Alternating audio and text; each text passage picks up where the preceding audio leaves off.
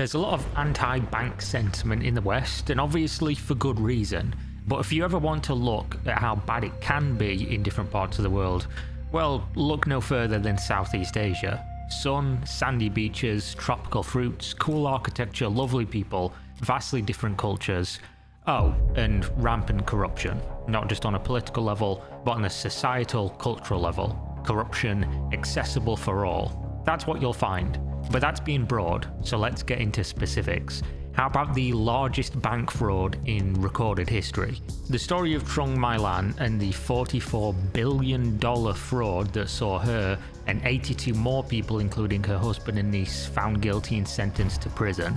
Well, everyone except her was sentenced to prison. She was sentenced to a much harsher punishment, death by lethal injection. But how did a 67-year-old Vietnamese property developer end up facing down the death penalty for a $44 billion fraud? And why is it that they gave a white-collar criminal such a harsh and permanent penalty? Is it justified? And most importantly, where the hell did that money go? Going back to the start wouldn't help us much here, since Lan didn't begin her life of super fraud until much later. Instead, let's talk a little bit about the Vietnamese government's path to this moment in history. Vietnam is a communist country, with the power residing in the hands of the Communist Party of Vietnam, or CPV for short. Not to make this video political, because that's not why we're here, but Vietnam has been this way for longer than most of us watching the video have been alive. Being a one-party state, the opportunity for corruption is high at all levels of society, but even more so the higher up the political totem pole you look. After all, who's investigating you if you're the only one with power and can enforce any kind of punishment? Some of the stats suggest that in 2018, Vietnam was the second most corrupt country in the world based on bribing of public officials, with the stat being around 65%, second only to India at 69%.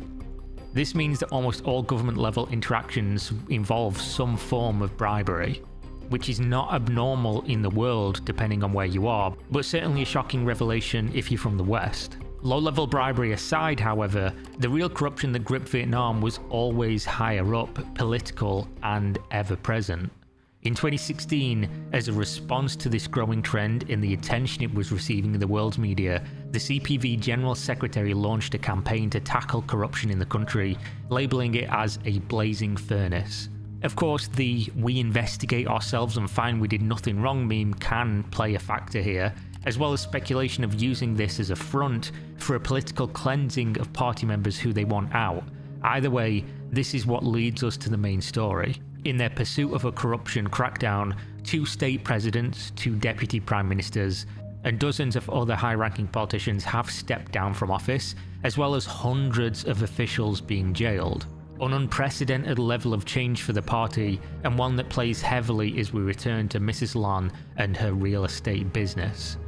Now, in the 80s, she worked a market stall with her mother and sold cosmetics, using the profit to buy land, which led her to eventually owning substantial amounts of hotels and restaurants by the mid-90s. For the next 20 years, she continued her successful business of buying land and developing property, though technically the government owns all the land and you just have the right to use it. They call it the people's land.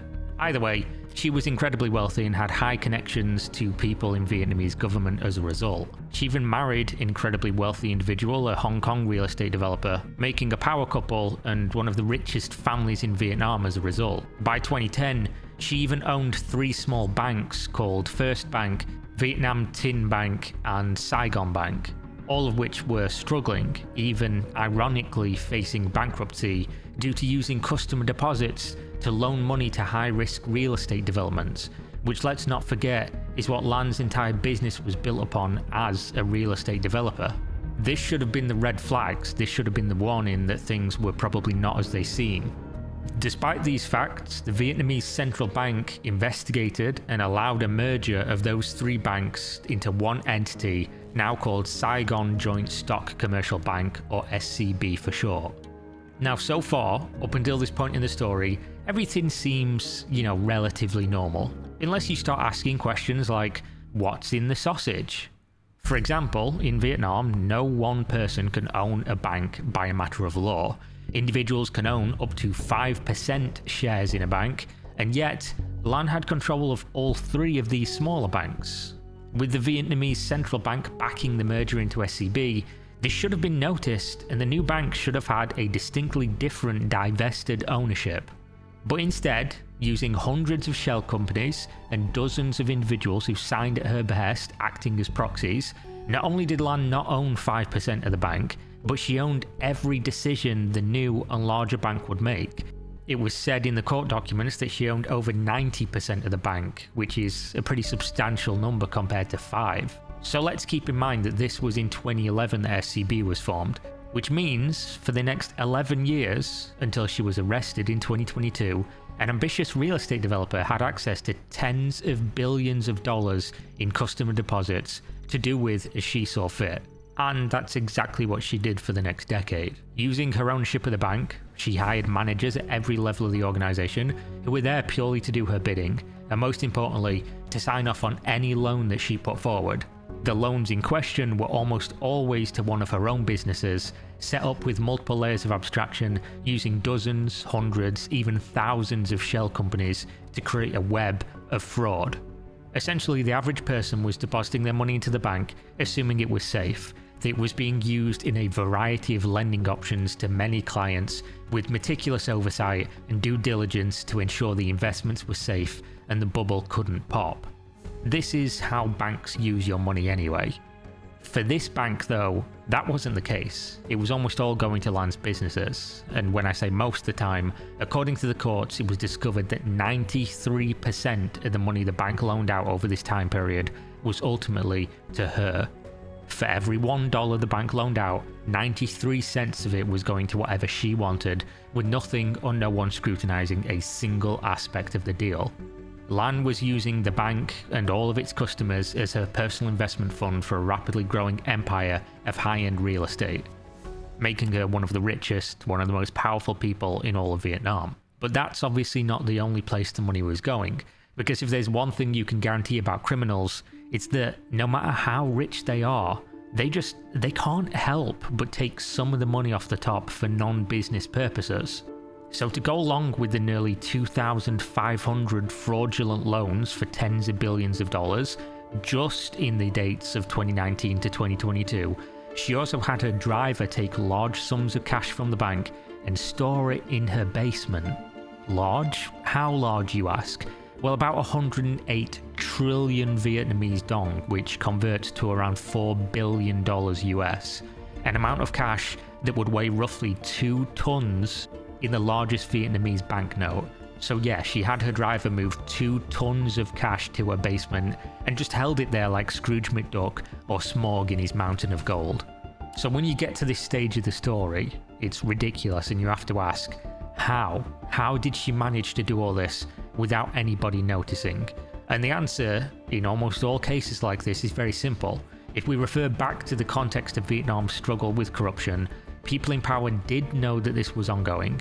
In fact, even other banks and real estate development companies knew that it was happening. There was no surprise when she was arrested, and most of the quotes from business owners in the area say everybody knew, as her link to the bank and the incredible liquid cash she had access to made it obvious what was going on. But due to the level of corruption in Vietnam and her level of power throughout the years with wealth and connections, it was simply accepted and allowed to happen. There's obviously zero way to know how far up the food chain it goes due to the nature of a one-party system, but even on face value of the criminal trial, there are 24 officials, including 12 Vietnamese central bank employees, who were found guilty and will spend time in prison for allowing this to happen.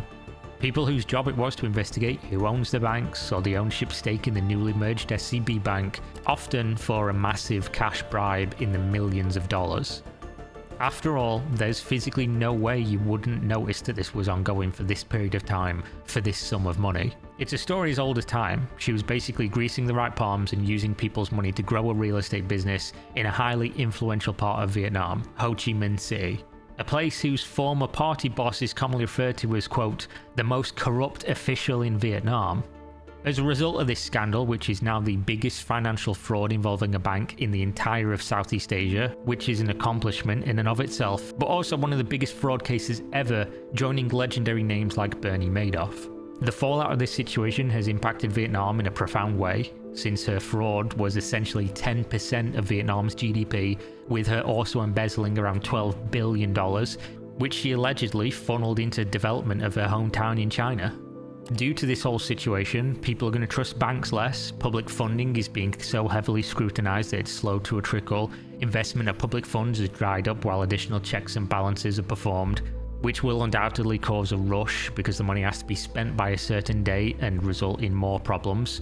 The housing market is utterly fucked because real estate developers have pulled out in record numbers.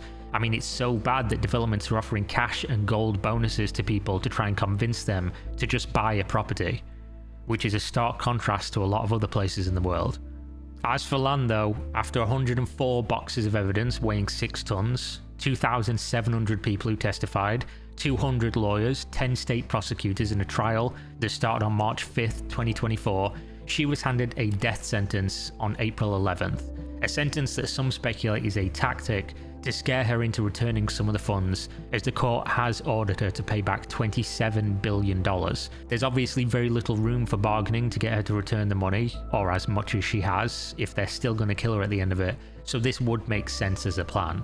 Of course, the Vietnamese government are being heavily scrutinised by foreign media for their lethal injection sentence, but the scandal comes at an inconvenient time for them.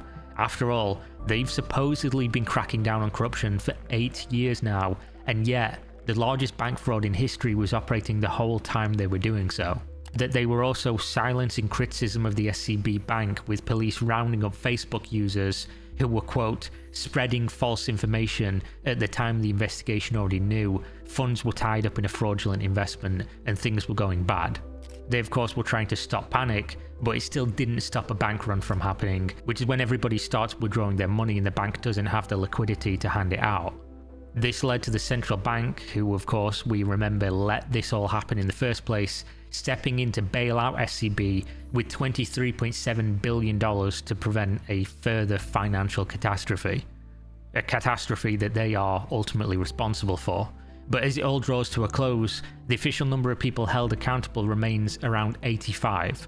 Lan received the death sentence, her husband, who is also a successful businessman from Hong Kong, was sentenced to 9 years, her niece, who operated one of the real estate businesses helping to establish some of the thousands of shell companies, was sentenced to 17 years in prison, and as for the others, 5 former leaders of SCB are in hiding, 45 former leaders, 15 former Vietnamese central bank officers, 3 government inspector officers, and 1 former officer of the State Audit Office were found guilty and sentenced to between 3 years to life imprisonment, depending on their level of involvement.